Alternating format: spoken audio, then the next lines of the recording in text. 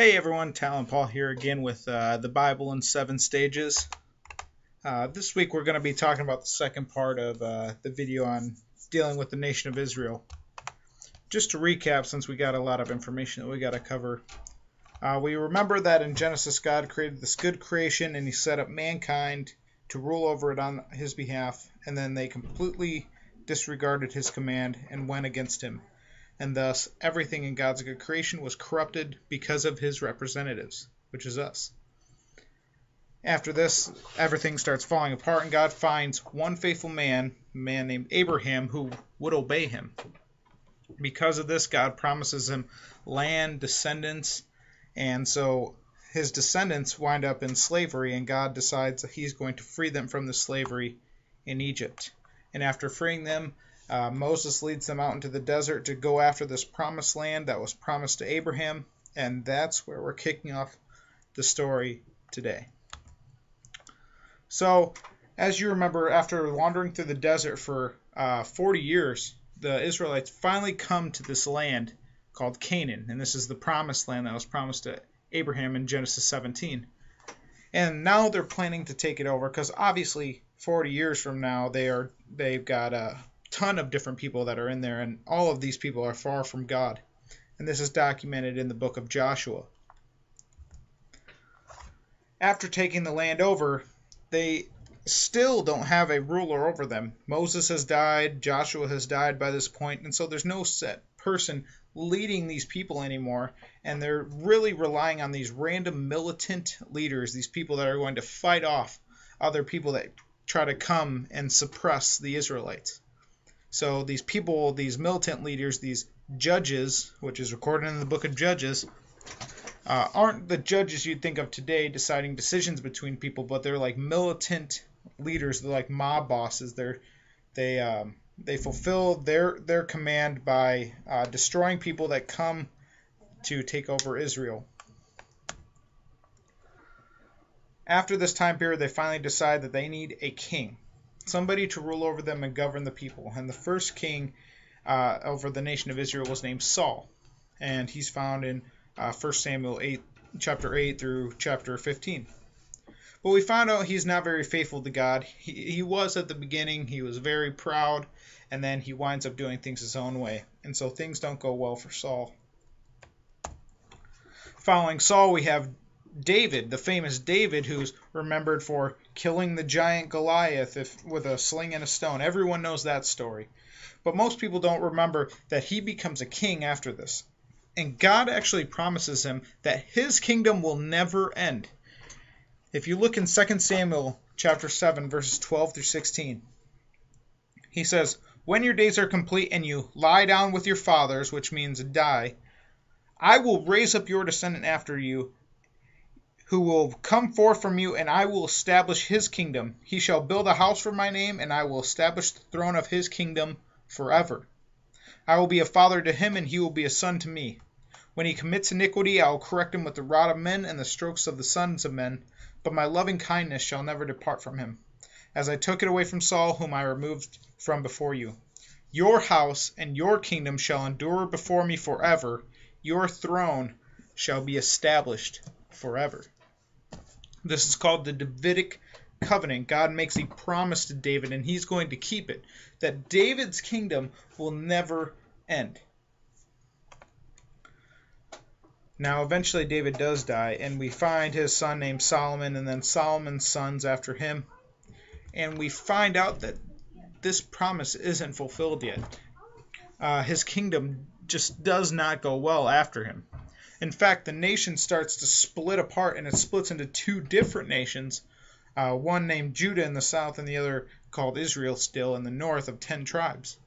And they fall very, very far away from God. And this is documented in the books of 1st and 2nd Kings and 1st and 2nd Chronicles. I have a map here for you to show you the split. Down in the south with Jerusalem, you got Judah down there, and then in the north half, you got Israel. And they all start getting different kings ruling over them, and most of them are just terrible. Most of the kings documented in there just do not do what God wanted his nation to do.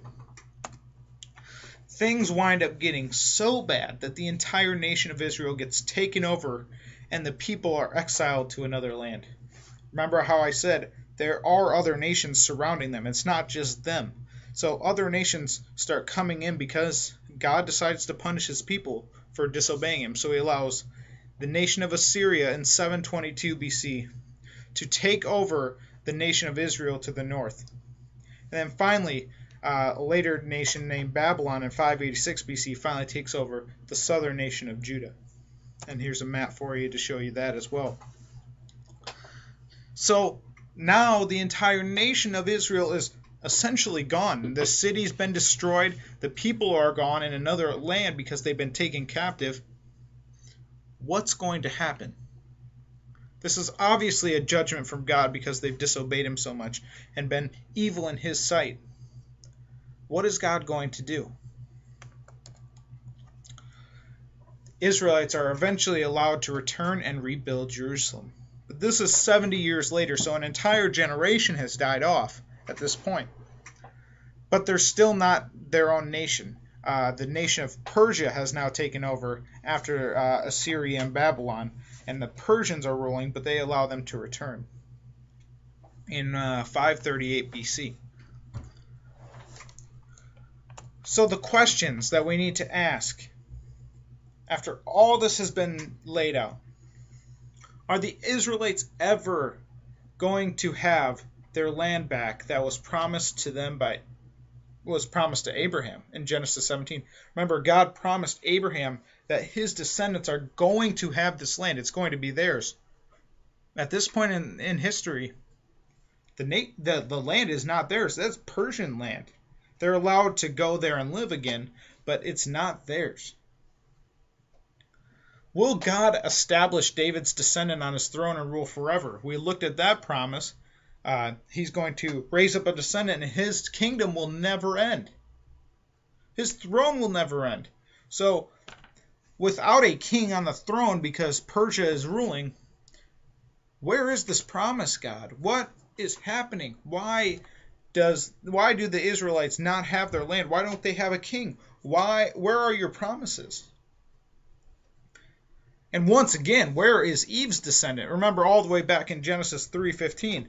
Where is this descendant that's supposed to end evil forever? He's going to crush the serpent's head, which is the serpent is later found out to be the representation of Satan. Where is this descendant? When is he supposed to finally end evil forever? Where is this person? And throughout the entire story, there are different prophets encouraging these people that God's finally going to establish his kingdom on earth and going to renew everything like it was in the beginning, that good creation. But when?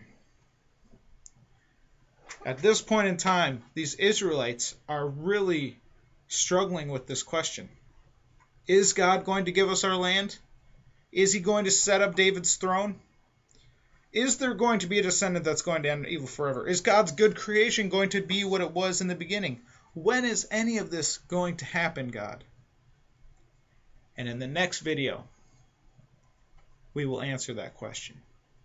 But until then, chew on these questions, think about them, try to think like an Israelite at this time. You've been taken captive into another land for 70 years and you're finally back, but you still don't own it. What are they feeling?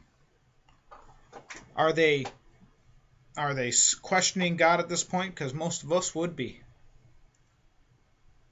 Chew on these questions, think about them, and get excited because the next video is going to answer all of these. Thanks again, subscribe, and I look forward to hearing some comments back from you on these videos. Have a good one.